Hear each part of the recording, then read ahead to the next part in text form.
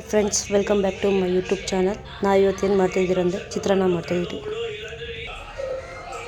ಬನ್ನಿ ಗ್ಯಾಸ್ ಅಂಟಿಸ್ಕೊಂಡು ಬಾಣಲಿ ಇಟ್ಟು ಇವಾಗ ಬಾಣಲಿ ಕಾಯ್ದಿದೆ. ಇವಾಗ ಎಣ್ಣೆ ಹಾಕೋಣ. ಎಷ್ಟು ಬೇಕೋ ಅಷ್ಟು ನೋಡಿ ಹಾಕ್ಕೊಳ್ಳಿ. ಇವಾಗ ಒಂದು ಹಿಡಿಯಷ್ಟು ಕಡಲೆ ಬೀಜ ಹಾಕೋಣ. ಇನ್ನೊಂಚೂರು ಎಕ್ಸ್ಟ್ರಾ ಹಾಕೋಣ. ಸ್ವಲ್ಪ ರೋಸ್ಟ್ ಮಾಡೋಣ ಚೆನ್ನಾಗಿ ಸರ್. ಇದೆ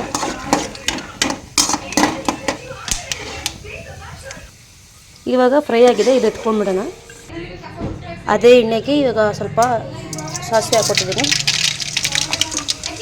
ಮತ್ತು ಜೀರಿಗೆ ಹಾಕ್ಕೊತಿದ್ದೀನಿ. ಒಂದು ಸ್ವಲ್ಪ ಕಡಲೆಬೇಳೆ ಹಾಕ್ಕೊತಿದ್ದೀನಿ.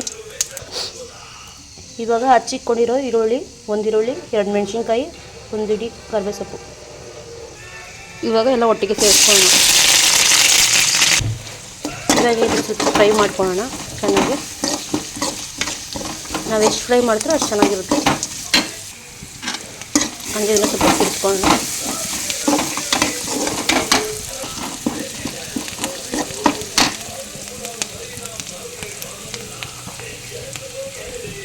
ಇದಕ್ಕೆ ಸ್ವಲ್ಪ ಅರಿಶಿನ ಸೇರಿಸ್ಕೊಳ್ಳೋಣ.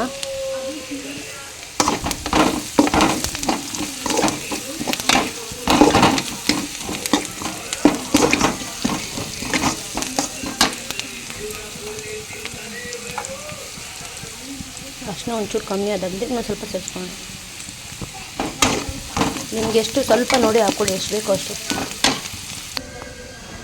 ಇವಾಗ ಈ 3 ನಿಂಬೆಹಣ್ಣ ಅಂದರೆ 2 ನಿಂಬೆಹಣ್ಣ 4 ಮಾಡಿ ಅದರಲ್ಲಿ 3 ಪೀಸ್ ಮಾತ್ರ ತೊಗೊಂಡಿದ್ದೀನಿ. ಇವಾಗ ಹಿಂಡ್ಕೊಳ್ಳೋಣ. ಅದನ್ನು ನೋಡ್ಕೊಳ್ಳಿ. ರೋಸ್ಟ್ ಆಗಿದೆ ಅಂದರೆ ಮುಂದೆ ಚೆನ್ನಾಗಿ ಫ್ರೈ ಆಗಿದೆ ಅಂದರೆ ಇವಾಗ ನಿಂಬೆಹಣ್ಣು ಹಿಂಡ್ಕೊಳ್ಳೋಣ.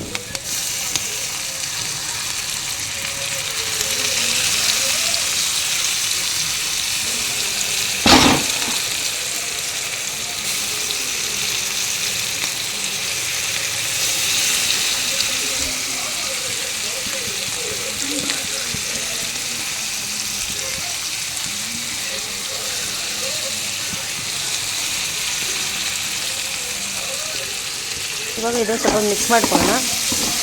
ಇದು ಮಿಕ್ಸ್ ಮಾಡ್ಕೊಂಡ್ಮೇಲೆ ಸ್ವಲ್ಪ ಇದಕ್ಕೆ ಉಪ್ಪು ಸೇರಿಸ್ಕೊಳ್ಳೋಣ. ಇವಾಗ ಇದಕ್ಕೆ ಉಪ್ಪು ಸೇರಿಸ್ಕೊಂಡು ಒಂದು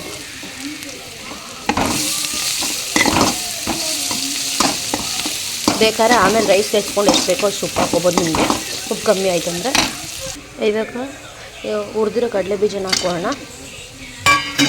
ಎಣ್ಣೆ ಹಾಕಿ ಹುರ್ಕೊಂಡಿದ್ದಾರೋ ಅದನ್ನು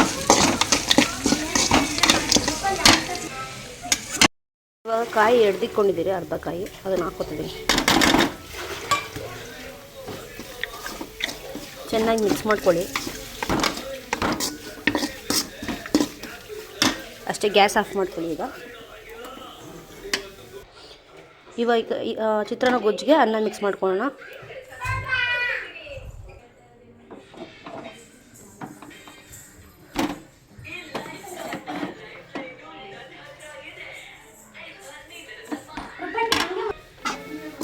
ಚೆನ್ನಾಗಿ ಮಿಕ್ಸ್ ಮಾಡ್ಕೊಳ್ಳೋಣ. ಇದ್ರ ಮೇಲೆ ಸ್ವಲ್ಪ ಕೊತ್ತಂಬರಿ ಉದುರಿಸ್ಕೊಳ್ಳೋಣ. ಇಷ್ಟೇ ರೆಡಿ ಆಯಿತು ಚಿತ್ರಾನ್ನ.